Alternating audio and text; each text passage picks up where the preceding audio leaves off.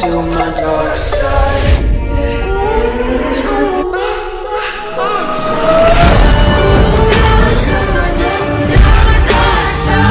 প্রথমত ফেলতে থেমে থেমে বলল, না মানে আমি তো মিস করছি না। তাহলে কখন ফিরবো জিজ্ঞেস করলে কেন? এমনিতেই কি জিজ্ঞেস করা যায় না? অবশ্যই যায়। ডিনার করেছেন? হ্যাঁ, তুমি? হ্যাঁ, খেয়েছি। আপনার কলের অপেক্ষা করতে করতে কখন ঘুমিয়ে গিয়েছিলাম টেরই পাইনি। ওয়াও, মিস করো না, অথচ আমার কলের অপেক্ষা করো। জিহ্বায় কামড় বসানোতে কি সব বলছে ভেবে নিজেকে বকা দিল কয়েকটা। জাঙ্কুক মুচকি মুচকি হাসছে। গত দুদিনের ক্লান্তি যেন এক নিমিষেই উড়ে গেল। এর কথাই শিথিল হয়ে এলো জাঙ্কুকের মন। আপনি বলেছিলেন কল করবেন, সেজন্য অপেক্ষা করেছি। গুড গার্ল, তা আমি বললেই সব করবে? ফিসফিস করে প্রশ্ন করলো জাঙ্কুক। তার গলার স্বর এমন এক অদৃশ্য মাধুর্য ছিল যাতে সহজেই এড়িয়ে যেতে পারলো না। এর ভেতরটা যেন কেমন ধপ করে উঠলো। জাঙ্কুকের এমন ফিসফিস করে কথাগুলো কি যেন এক অদ্ভুত মোহ তৈরি করে দিল। কে জানে না কিসের জন্য তার শ্বাস প্রশ্বাসটা দ্রুত হয়ে যাচ্ছে। বুকের ভেতর এক অস্বস্তি আর উত্তেজনা বয়ে যাচ্ছে। না মানে ইয়েস হামিংবার্ড, আমি জানি তুমি করবে। কি করব? Kiss me hummingbird. এর হৃদস্পন্দন দ্রুত বাড়ছে, এতটাই দ্রুত যে জাঙ্কুক ফোনের অপর প্রান্তে থেকেও তা অনুভব করতে পারছে। সে চুপ করে রইল। জাঙ্কুকও কথা বলছে না, কেবল তার নিঃশ্বাসের শব্দ শুনছে। কিছুক্ষণের মধ্যেই জাঙ্কুক উপলব্ধি করলো এর এই তপ্ত নিঃশ্বাসের শব্দ তাকে এলোমেলো করে ফেলছে। তার মধ্যে অদ্ভুত এক অস্থিরতা সৃষ্টি করছে। লাগামহীন হয়ে যাচ্ছে সে। তার শরীরের প্রতিটি শিরা উপশিরায় অদ্ভুত অস্থিরতা গ্রাস করছে। নিঃশ্বাস ভারী হয়ে উঠেছে। পাখি, জাঙ্কুক তাকে ডাকলো। তার কণ্ঠে ব্যাকুলতা, আকুতি, মোহাচ্ছন্নতা ছিল। সে চুপ থাকতে পারল না। জি, take a long deep breath, I just want to hear you. অস্থির লাগছে তের। এমন কিছু আগে কখনো অনুভব করেনি সে। জাঙ্কুকের কাছাকাছি থেকেও কখনো এমন অনুভূতি হয়নি। কিন্তু আজ কেন এমন হচ্ছে? প্রশ্নের উত্তর জানা নেই তের। শুধু মনে হচ্ছে এই মুহূর্তে জাঙ্কুককে তার দরকার, খুব দরকার। তাকে জাপটে ধরে বুকে মুখ গুজে থাকতে ইচ্ছে করছে তের। জাঙ্কুক আবারও বলল, আমি তোমার নিঃশ্বাসের শব্দ শুনতে চাই হামিংবার্ড। আচ্ছা, নিচু স্বরে জবাব দিল তে। জাঙ্কুক তার নিঃশ্বাসের আওয়াজ শুনছে। ক্রমে ক্রমে দুজনেই অদ্ভুত মোহে আচ্ছন্ন হয়ে পড়ছে। হঠাৎ জাঙ্কুক বলে উঠল, ক্যামেরা অন করো হামিংবার্ড। তের বুকটা কেমন করে উঠল। তার চোখে মুখে যে অভিব্যক্তি, সেগুলো লুকাবে কিভাবে? কিন্তু জাঙ্কুকের কথা তো রাখতেই হবে, না বললে তো শুনবে না সে। নীরবতা জাঙ্কুককে আরো অবাধ্য করে তুলছে। খানিকটা তাড়া দিয়ে এবার বলল, তাড়াতাড়ি করো। আর দেরি করলো না তে। কাপা হাতে ক্যামেরা অন করলো। তবে ঘর অন্ধকার, স্পষ্ট কিছুই দেখা যাচ্ছে না।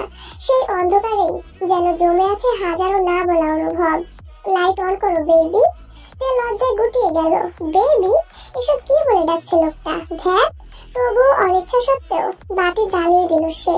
আলো জ্বলার সাথে সাথে জাঙ্কুকের মুখে স্বস্তির ছায়া নেমে এলো। এখন সে তাকে স্পষ্ট দেখতে পাচ্ছে। মেরুন রঙের থ্রি পিস গায়ে, চুলগুলো বেনুনি করা। তের এই ঘরোয়া রূপটা অদ্ভুতভাবে জাঙ্কুকের হৃদয়ে ঢেউ তুলে দেয়। রাতে নাইট ড্রেস পরতে পারে না তে, স্বস্তি পায় না কোনোভাবেই।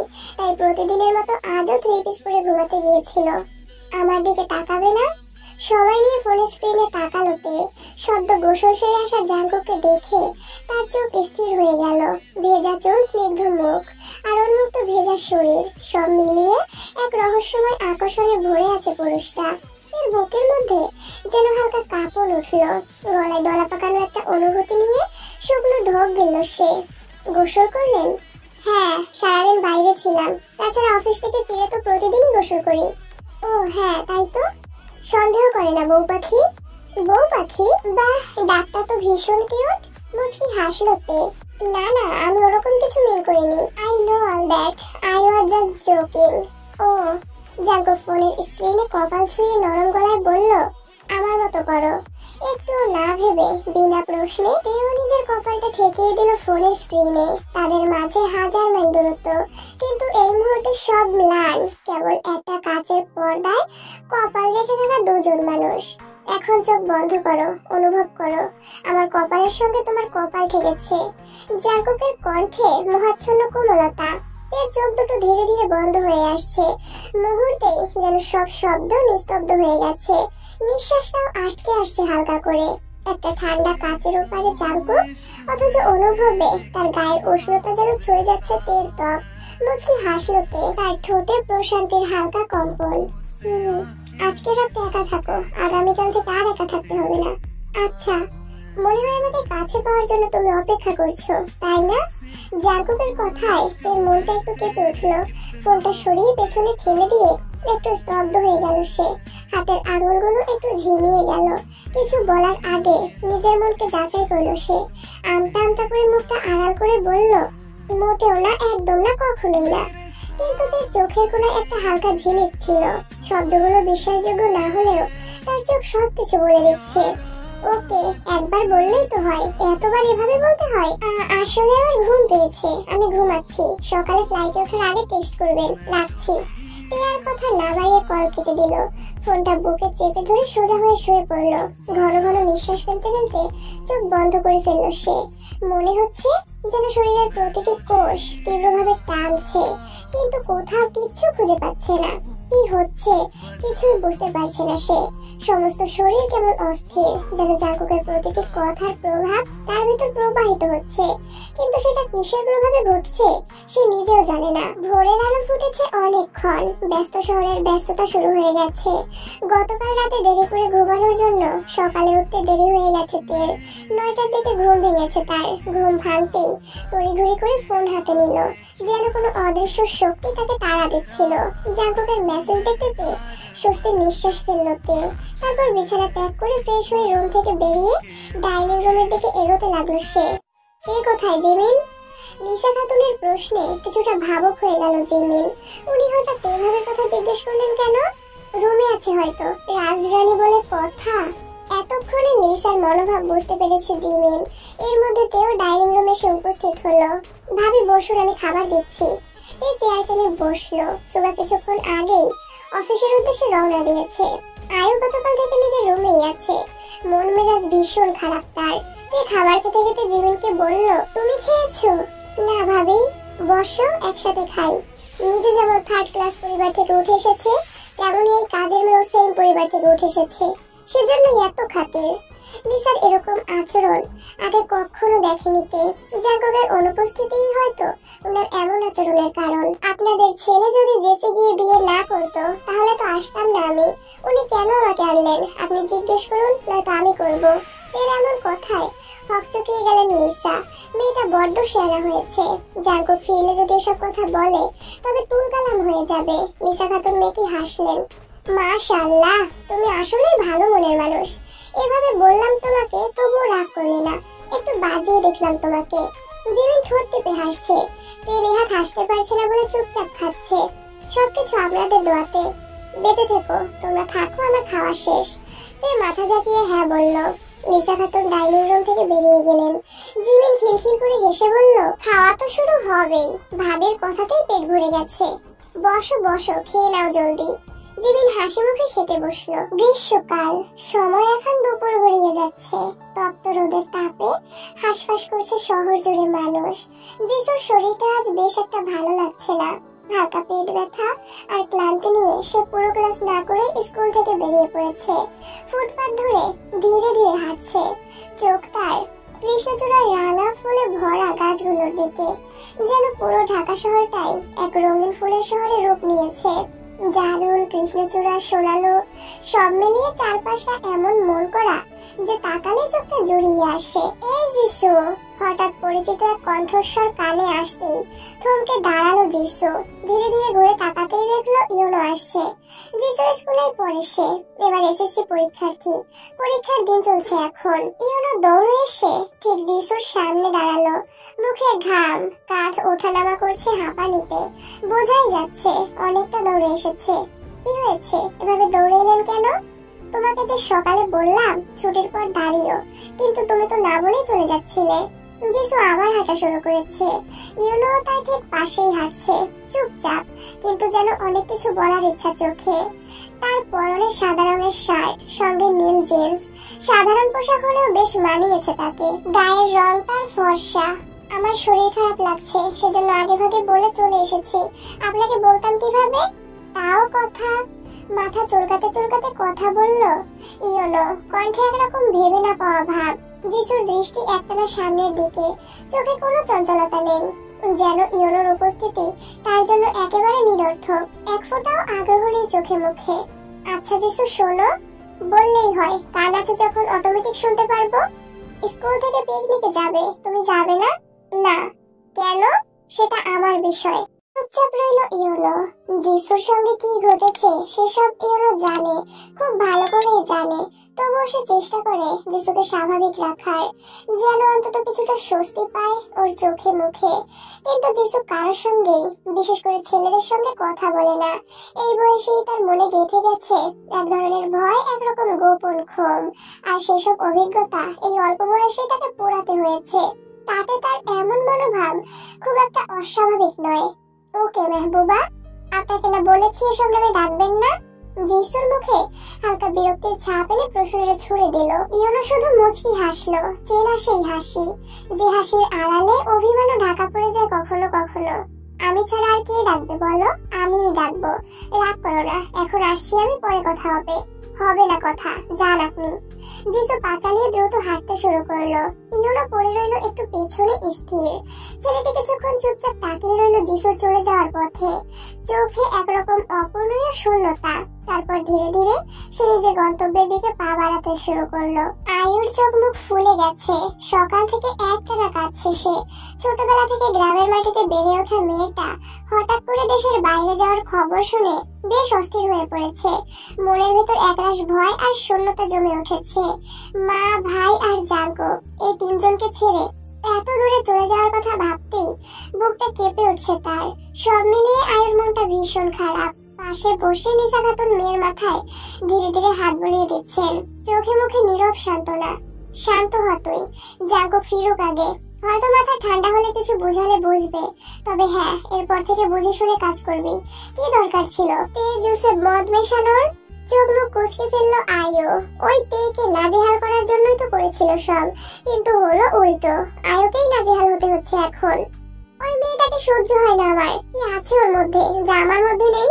আমিও তো জাঙ্কুকের কাজিন, তাহলে আমাকে কেন বিয়ে করলো না সে? তেকেই কেন? আর করেছে তো করেছে, এত আদিক্ষেতার কি হয়েছে? নিজেকে সামলাতে হবে আয়ু, তোকে আগেও বলেছিলাম। কাছাকাছি গিয়ে বিশ্বাস অর্জন করে তারপরে ক্ষতি করতে হয়, তাহলে সেটা মরণ কামড় হবে। লম্বা নিঃশ্বাস ফেললো আয়ু। আর কোনো কথা না বাড়িয়ে মায়ের ঘর থেকে বেরিয়ে গেল সে। সকাল থেকে অপেক্ষা করে বসে আছে তে। জাঙ্কুকের ফেরার অপেক্ষা যেন ফুরাচ্ছে না। সন্ধ্যা থেকে জাঙ্কুকের পছন্দের বিভিন্ন খাবার রান্না করেছে সে, বিরিয়ানি, গরুর মাংস, ভাত, পোলাও, সবকিছু। কিন্তু সমস্যা হলো তে কন্টিনেন্টাল ডিশ বানাতে জানে না। তবে সময় নিয়ে এটাও শিখে নেবে বলে ভাবছে সে। ঘরের ভেতর পায়চারি করছে তে, পরনে কালো রঙের শাড়ি। বিয়ের পর আজকেই প্রথম শাড়ি পরেছে সে, জিমিন পরিয়ে দিয়েছে।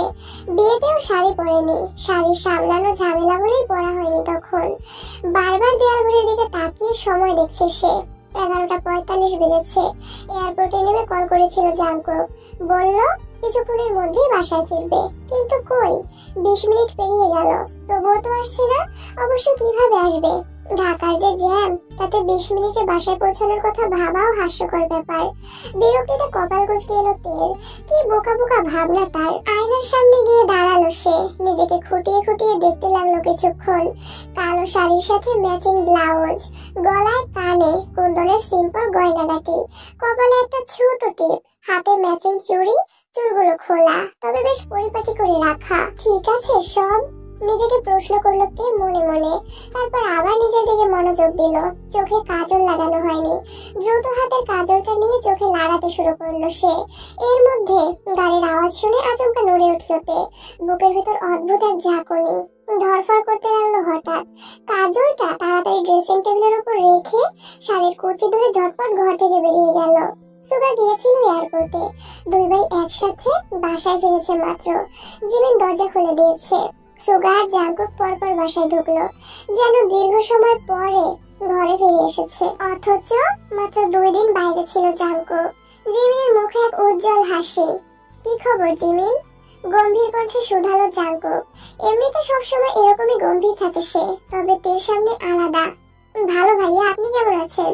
ভালো। তোর ভাবি কোথায়? রুমে? সিঁড়ি পর্যন্ত এসে থমকে দাঁড়ালো তে। ওই তো ড্রয়িং রুমে দাঁড়িয়ে আছে জাঙ্কুক, পরনে সে চিরচেনা কালো রঙের পোশাক। নিজের দিকে তাকিয়ে মুচকি হাসলো তে। আজ সেও জাঙ্কুকের মতো কালো রঙের পোশাক পরেছে। এর মধ্যে সুগার নজর গেল তের দিকে। ভাবি ওখানে ভাইয়া। সুগার কথায় সিঁড়ির দিকে দৃষ্টিপাত করলো জাঙ্কুক। ঠিক সেই মুহূর্তেই যেন ছোটখাটো হার্ট অ্যাটাক হলো তার। বুকটা ধক করে উঠলো। কিছুটা পেছনে সরে গিয়ে সোফায় বসে পড়লো জাঙ্কুক। আকস্মিক ঘটনায় তে হতবাক হয়ে তাকিয়ে আছে। নিজেকে সামলে যত দ্রুত সম্ভব সিঁড়ি বেয়ে নিচে নামতে লাগলো সে। জিমিন সুগা জাঙ্কুকের অবস্থা দেখে মুচকি মুচকি হাসছে। কি হলো ভাইয়া? এই মেয়েটা কে সুগা? হাস, নিজের বিয়ে করা বউ নিজেই চিনতে পারছো না? শুকনো ঢোক গেল জাঙ্কুক। বসা থেকে উঠে দাঁড়িয়ে তের দিকে এগোলো। কি হয়েছে আপনার? শরীর ঠিক আছে তো? ব্যতিব্যস্ত হয়ে শুধালো তে। জাঙ্কুক চুপচাপ তাকিয়ে আছে তার দিকে, কোনো কথা বলছে না। তে আরো কয়েকবার একই প্রশ্ন করেও কোনো উত্তর পেল না। হঠাৎ জাঙ্কুকের মনে পড়লো তেকে সুগাও দেখছে। সম্বিত ফিরে পেল সে। কোনো কিছু না বলেই হুট করে তেকে কোলে তুলে নিল। চমকালো তে। জিমিন কিছুটা লজ্জা পেল বটে, কিন্তু সুগার ঠোঁটের কোণে হাসি। কি করছেন আপনি? এখানে লোকজন আছে। থাকুক। এই সুগা, চোখ বন্ধ করে রাখ। আমার বউয়ের দিকে তাকাবি না এখন, আমি দেখবো শুধু। ঠিক আছে মহারাজ। সুগা হাসতে হাসতে চোখ বন্ধ করে ফেললো। জিমিন মাথা নিচু করে হাসছে। সিঁড়ির দিকে এগোলো জাঙ্কুক। ওরা চলে যাওয়ার পর সুগা জিমিনের দিকে তাকিয়ে মুচকি মুচকি হাসতে লাগলো। ভ্রুচি শুধালো জিমিন। কি হয়েছে? আমার দিকে তাকিয়ে হাসছেন কেন? এমনি। ও তাই? হুম, একদম তাই। চলো ছাদে গিয়ে বসি। খুশি হয়ে গেল জিমিন। হাসি মাখা মুখে শুধালো, গান শোনাবেন? হ্যাঁ শোনাবো। তাহলে চলুন। জাঙ্কুক ঘরে ঢুকে তেকে কোল থেকে নামিয়ে দিল, যেন কোনো সময় নষ্ট না হয়।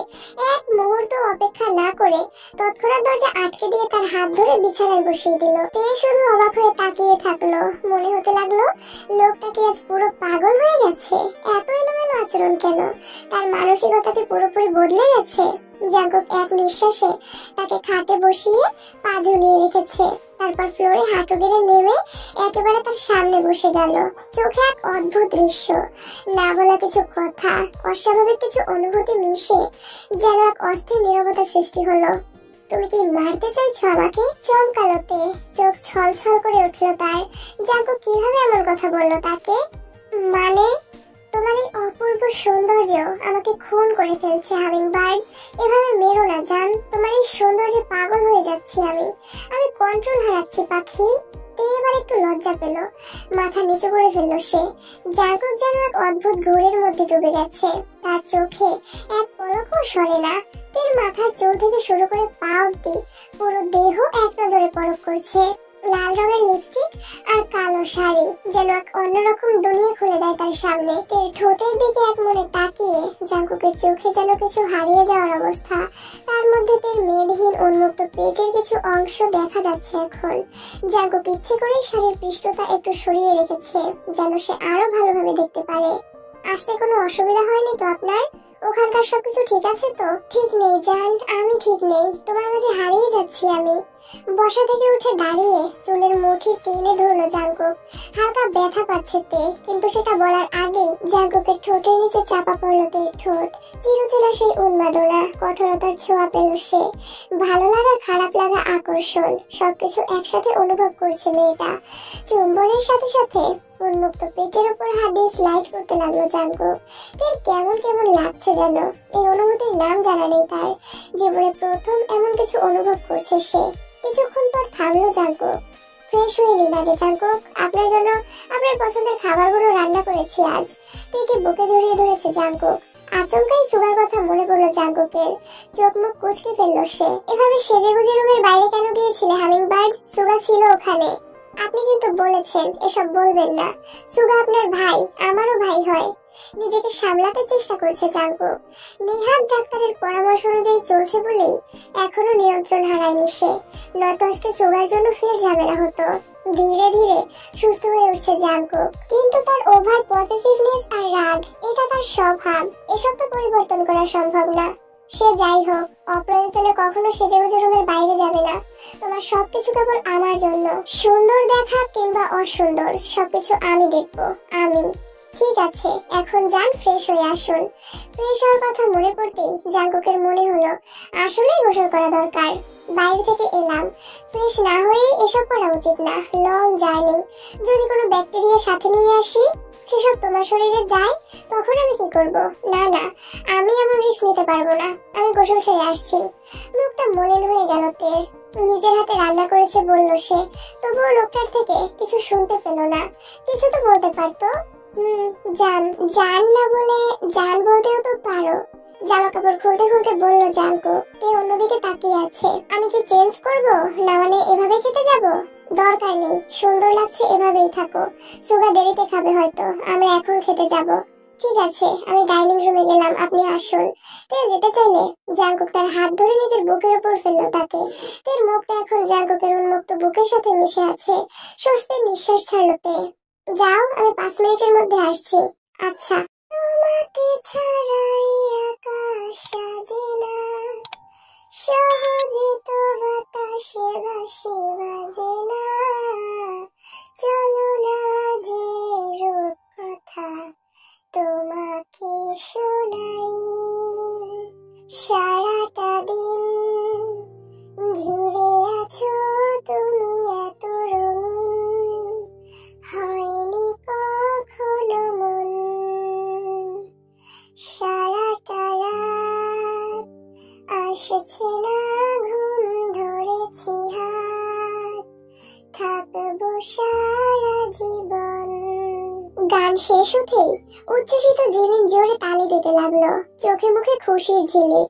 সুগা গিটারটা ফ্লোরে রেখে হেসে জিজ্ঞেস করলো, কেমন লাগলো গানটা? জিমিন মুগ্ধ চোখে তাকিয়ে বলল, অসাধারণ, আপনার গানের গলাটা একেবারে মন ছুঁয়ে গেল ভাইয়া। আস্তাগফিরুল্লাহ। সুগার হঠাৎ এমন প্রতিক্রিয়ায় চমকে উঠল জিমিন। চারপাশে তাকিয়ে কিছু ঘটেছে কিনা বোঝার চেষ্টা করলো, কিন্তু কোথাও কিছু অস্বাভাবিক দেখলো না। কি হয়েছে? অবাক হয়ে জিজ্ঞেস করলো সে। সুগা গম্ভীর কণ্ঠে বলল, তুমি আমাকে ভাইয়া বলো কেন?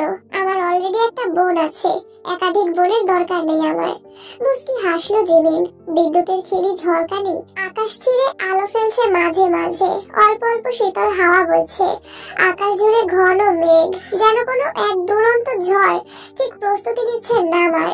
হয়তো কালবৈশাখী নামে এই রাতে। জিমিনের সেই রহস্যময় হাসিটা দেখে সুগার কপালে ভাঁজ পড়ে গেল। ভ্রকুচকে তাকালো সে। ভেতরে ভেতরে একটা অস্বস্তি কাজ করছে তার মনে। হাসছো কেন মচি জিমিনা? চোখ ছোট করে জিজ্ঞেস করলো সুগা। না, এমনি। কাজ ঝাঁকালো জিমিন। একদম না, কিছু একটা হয়েছে, বলো। কচু হয়েছে। চোখ ঘুরিয়ে হঠাৎ করে উঠে দাঁড়ালো জিমিন। সুগাও গিটার হাতে নিয়ে ধরে উঠে দাঁড়ালো। ধ্যাক, কিছুটা অসন্তোষ প্রকাশ করলো সুগা। আকাশের গর্জন যেন আরো কাছে আসছে। হাওয়াটা ঠান্ডা, কাঁধে এসে লাগছে ফিসফিস করে। ঝড় হতে পারে, আবহাওয়াটা ভালো লাগছে না। একটু থেমে আবার বলল জিমিন, চলুন খেয়ে নেই, ভাইয়াও বোধহয় এখন খাবেন। চলো, সুগা নিচু স্বরে বলল। মাথা হেলিয়ে সামনে পা বাড়ালো জিমিন। সুগাও গিটারটা এক হাতে ধরে তার পেছন পেছন হাঁটতে লাগলো চুপচাপ। আজ প্রথমবার তের হাতে রান্না খেয়েছে জাঙ্কুক, তাও আবার নিজের পছন্দের সব খাবার। সাধারণত ভদ্রলোক কড়া ডায়েট মেনে চলেন। প্রতিদিনের খাদ্য তালিকায় কার্ব কম, প্রোটিন বেশি, সবকিছু নিখুঁত হিসেবেই চলে। স্বাস্থ্য সচেতনতা তার জীবনের অপরিহার্য অংশ। জিয়ন জাঙ্কুক খান আরিশ নিজের ফিটনেস ধরে রাখতে বরাবরই দৃঢ় সংকল্প। তবে আজ সব নিয়মের বাঁধন আলগা করেই পেট ভরে খেয়ে ফেলছে। ভালোবাসার মানুষ যখন নিজের হাতে রান্না করে, তখন আর ক্যালোরির হিসেব চলে না। জাঙ্কুক খাওয়া শেষে ধীরে ধীরে হাত মুখ ধুয়ে উঠলো। চোখে মুখে তৃপ্তির ছাপ স্পষ্ট। ঠিক সেই সময় সুগা আর জিমিন এসে ঢুকলো ডাইনিং রুমে। তের খাওয়া শেষ হয়ে গেছে। ভাবি, আপনি কেন কষ্ট করলেন? আমাকে একবার ডাক দিলেই তো হতো, মিনমিনে গলায় বলল জিমিন। ততক্ষণে সুগা চেয়ার টেনে বসে পড়েছে। লিসা খাতুন এসে খাওয়ার জায়গায় বসেছেন, তবে আয়ুনিস ঘরে। তার এখন কিছুই খেতে ইচ্ছে করছে না। ডাক দিতে হবে কেন জিমিন? চোখ সরু করে বললেন লিসা। তোমার কাজই তো এটা দেখাশোনা করা, কে কখন খাবে, কে বসেছে, কে আসেনি, এসব। আর সুগা, তোকে একটা কথা বলেছিলাম আমি, মনে হয় ভুলে গেছিস। লিসা খাতুনের স্বরে একটা চাপা রাগ ছিল। সুগা কিছু বলল না, চুপ করে রইল। জিমিন মাথা নিচু করে দাঁড়িয়ে রইল। তখনই জাঙ্কুক গলা খাকারি দিয়ে বলল, একদিন খেয়াল না রাখলে এমন কিছুই হয়ে যায় না চাচি। আফটার অল ওর বয়স তো আয়ুর মতোই, বরং তার চেয়েও ছোট। ইচ্ছে মতো কিছু করার বা না করার বয়স এটা। আর সুগার গানের গলা দারুণ, ও তো শুধু গানই শুনছিল। লিসা খাতুন চুপ করে গেলেন। মনে মনে নিজের ছেলের উপর ভীষণ রাগ করলেন। কখন আবার জাঙ্কুক কি বলে সেই ভয়ে তে মাথা নিচু করে বসে আছে। জাঙ্কুকের হালকা মন্তব্যে জিমিনের মুখে আবার হাসি ফুটেছে। একটু স্বস্তির ছাপ নিয়ে সে সবার সামনে খাবার পরিবেশন করছে। হঠাৎ চেয়ার থেকে উঠে দাঁড়ালো জাঙ্কুক, চোখ পাকিয়ে তের দিকে তাকালো। তারপর এক ভরসা মেশানো ইশারায় বলল নিজের ঘরে যেতে। তে বসা থেকে ডাইনিং রুম থেকে বেরিয়ে সোজা সিঁড়ি বেয়ে দোতলায় উঠে গেছে। আয়ু খেয়েছে? শুধালো জাঙ্কুক। দীর্ঘ নিঃশ্বাস ছেড়ে লিসা বললেন, মেয়েটা খাওয়া দাওয়া বন্ধ করে ফেলেছে প্রায়। জাঙ্কুকের কপালের ভাঁজ গাঢ় হলো। কিছু না বলে ঘুরে দাঁড়ালো। তে ডাইনিং রুম থেকে ধীর পায়ে বেরিয়ে গেল। জানালার পাশে নিঃশব্দে দাঁড়িয়ে আছে আয়ু। পরনে সাদা মাটা একটা টি শার্ট আর ঢিলে ঢালা প্লাজো। শহরে আসার পর তার ভিতরে বেশ কিছুটা বদল এসেছে। চেহারায়, পোশাকে, ভাবনায়। এখন সে অনায়াসে ওয়েস্টার্ন ড্রেস পরতেও জানে। তার দৃষ্টি এখন বাইরের ঝাপসা আলোয় নয়, ভেতরের অন্ধকারে আটকে আছে। মাথায় কেবল একটাই ভাবনা ঘুরপাক খাচ্ছে, কিভাবে তেকে চিরতরে জাঙ্কুকের জীবন থেকে মুছে ফেলা যায়। চাইলেই হয়তো চলে যেতে পারে সেই বাড়ি থেকে, কিন্তু যাওয়ার আগে এমন কিছু করতে চায় যেন তের অধ্যায়টা বন্ধ না হলেও অন্তত নড়বড়ে হয়ে পড়ে, যেন ওর দম নিতে কষ্ট হয়, যেন জাঙ্কুক আর কখনো চোখ বুজে ওকে বিশ্বাস করতে না পারে। আয়ু! চেনা কণ্ঠ শুনে চমকে উঠল সে। তড়িৎ গতিতে ঘুরে তাকালো দরজার দিকে। দেখে জাঙ্কুক দাঁড়িয়ে, পরনে কালো টি শার্ট আর জিন্স, মুখে একরাশ ক্লান্তি আর চোখে কড়াভাবে চাপা রাগ। জাঙ্কুক, ভিতরে এসো। জাঙ্কুক ঘরে ঢুকে ধীরে চেয়ার টেনে বসলো। আয়ু সামনাসামনি এসে দাঁড়াতেই বলল, জাঙ্কুক না, জাঙ্কুক ভাইয়া বলে ডাকবে তুমি। বয়সে তোমার থেকে বড় আমি, সেটা কি ভুলে যাও? জাঙ্কুকের কণ্ঠে গাম্ভীর্যের ছাপ স্পষ্ট। আয়ুর গা জ্বলে উঠলো ভেতরে ভেতরে। ভাবছিল খাবারের কথা বলবে, হয়তো মমতা দেখাবে, তা না করে জ্ঞান দিচ্ছে। Sorry, it's okay. খাওয়া দাওয়া ঠিক মতো করছো না কেন? আমি বিদেশে যাব না জাঙ্কুক। একটু থেমে ফের বলল, আমি বিদেশে যাব না ভাইয়া। কেন যাবে না? কত ছেলে মেয়ের স্বপ্ন দেশের বাইরে গিয়ে পড়াশোনা করবে, আর তুমি সেই সুযোগ পেয়েও হাতছাড়া করতে চাচ্ছ? এক মুহূর্ত নীরব থেকে বলল আয়ু, আমি তোমাদেরকে ছেড়ে থাকতে পারবো না। জাঙ্কুক চুপ করে গেল, এক দৃষ্টিতে তাকালো আয়ুর দিকে, তারপর ঠান্ডা গলায় বলল, দেখো আয়ু, তুমি তের সাথে যা করেছো, তারপর তোমাকে এই বাড়িতে রাখার কোনো ইচ্ছে আমার ছিল না। কিন্তু চাচার মেয়ে তুমি, তোমার সাথে অবিচার করতে পারবো না আমি। চাচা আমার জন্য অনেক কিছু করেছেন, তার জন্য বলছি, দেশের বাইরে যাও, লেখাপড়া করো, নিজের ক্যারিয়ার তৈরি করো। আচমকা আয়ু জাঙ্কুকের সামনে ফ্লোরে বসে পড়লো। জাঙ্কুক বিরক্ত হলো তাতে, কপাল কুঁচকে এলো তার। প্লিজ জাঙ্কুক ভাই, আমাকে দূরে পাঠিও না, আমি এখানেই থাকতে চাই। বসা থেকে উঠে দাঁড়ালো জাঙ্কুক, রাগে চোখ লাল হয়ে গেছে তার। দূরে তো তুমি অবশ্যই যাবে আয়ু, হয় পড়াশোনার জন্য নয়তো অন্য কিছুর জন্য। আমার তের আশেপাশেও রাখবো না তোমাকে। জাঙ্কুক হনহনিয়ে ঘর থেকে বেরিয়ে গেল। চোখের সামনে ঝাপসা হয়ে গেল সব। ক্ষণিক বাদে রাগে চেয়ারটা উপড়ে ফেলে দিল আয়ু। নিজের চুল টানতে লাগলো। মৃত বাবার উপর ভীষণ রাগ হচ্ছে তার। মরার আগে কিছু জায়গা সম্পত্তি অন্তত তাদের নামে লিখে দিয়ে যেতেন। ঢাকা শহরে এত কিছু জাঙ্কুকের, অথচ সুগাদের নামে কিচ্ছু নেই, আছে কেবল গ্রামের কয়েক বিঘা জমি। অনেকক্ষণ হলো ঘরে এসে বিছানায় চুপচাপ বসে আছে তে। বারবার দরজার দিকে তাকাচ্ছে সে। জাঙ্কুক কি রাগ করেছে? না, রাগ করারই বা কি আছে? মনের মধ্যে নানা প্রশ্ন ঘুরপাক খাচ্ছে, আর সেসবের উত্তরও যেন নিজেই দিচ্ছে তে। বসে থাকতে আর ভালো লাগছে না তার। ভাবলো শুয়ে পড়বে, ঠিক তখনই দরজা আটকে যাওয়ার শব্দে চমকে তাকালো সে। জাঙ্কুকের চোখে চোখ পড়তেই বুকের ভেতর কেমন করে উঠলো তের। ভয়ে দৃষ্টি নত করে নিজেকে গুটিয়ে নিল বিছানার এক কোণে। জাঙ্কুক ধীরে ধীরে এগিয়ে এলো তার দিকে। বিছানায় বসতে বসতে নিজের টি শার্ট খুলতে খুলতে শান্ত গলায় বলল, হোয়াটসঅ্যাপের হামিং বার্ড দিয়ে ধীরে ধীরে মাথা তুলে তাকালো। উন্মুক্ত শরীরে অপূর্ব লাগছে তার রাগে ভূতকে। কিন্তু ভদ্রলোকের চোখগুলো আমার লাল কেন? কার সাথে রাগ করলো? তের ভয়ার্ত দৃষ্টি দেখে মুচকি হাসলো জাঙ্কুক। তে একটু হলেও স্বস্তি পেল তাতে। আপনি রাগ করেছেন কেন? কারণ আমি তোমার রাগে ভূত, সেজন্য। চমকালো তে। উনি কিভাবে জানলেন এই নাম? আমতা আমতা করে শোধালো, আপনি কিভাবে? জাঙ্কুক তের দিকে এগোলো, জাপটে ধরে কোলে তুলে বসালো তাকে। শাড়ি পরে এভাবে বসতে একটু অস্বস্তি লাগছে তের, কিন্তু কি আর করার। ওই যে সেদিন নেশার ঘরে বলেছিলে, লজ্জায় চোখ মুখ কুচকে ফেলতে, আর কি কি বলেছিল করেছিল সেসব ভেবেই হাসফাস করছে। আর কি কি করেছিলাম? থেমে থেমে প্রশ্ন করলো তে। জাগক এক দৃষ্টিতে তাকিয়ে রইল তার চোখের গভীরে, অতঃপর নিঃশব্দে হাত রাখলো তার কোমরে। তে নিঃশ্বাস আটকে তাকিয়ে রইল, বুঝতে পারছিল কি হতে যাচ্ছে। জাগক ধীরে ধীরে এগিয়ে এলো, তার চোখ আটকে রইল তের ঠোঁটে। জাগকের আগ্রাসী চুম্বনে এলোমেলো হতে লাগলো সে। মিনিট পাঁচেক ওভাবেই চললো। যখন জাগক থামলো তখন তের টালমাটাল অবস্থা। ঘন ঘন নিঃশ্বাস ফেলছে সে। জাগকের চোখে মুখে দুষ্টুমির ঝিলিক। এসব করেছিলে হটি? হটি? চোখ বড় বড় করে ফেললো তে। জাগক তাকে হটি বললো কেন? তার মানে নেশার ঘরে সে এরকম আদর করেছে? ছি ছি, নিজের হাত দিয়ে চোখ মুখ চেপে ধরলো তে। জাগকের অবস্থা দেখে হাসছে। এমনিতেই কিস করতে গিয়ে ঠোঁটের সব লিপস্টিক ঘেটে গিয়ে থুতনিতে লেগে গেছে। তার উপরে এমন বোকা বোকা কার্যক্রম। ওরে লজ্জা রে, সেদিন কোথায় ছিল এত লজ্জা? তখন তো আমি বারণ করা সত্ত্বেও শুনিনি। তে কিছু বললো না, চুপ করে রইল ওভাবেই। আজ আমিও বারণ শুনবো না পাখি। I want you to be mine, right here, right now. I can't take it anymore. I need you. আচমকা জাগকের এমন আবদারে ঘাবড়ে গেল তে। চেহারা থেকে হাত সরিয়ে কিছু একটা বলতে যাবে, এমন সময় জাগক হাত দিয়ে তের মুখ চেপে ধরলো। তে জাগকের দিকে তাকালো, চোখে মুখে তীব্র মোহ তার। ভয় পেল তে, না জানি কি করে এবার জাগক।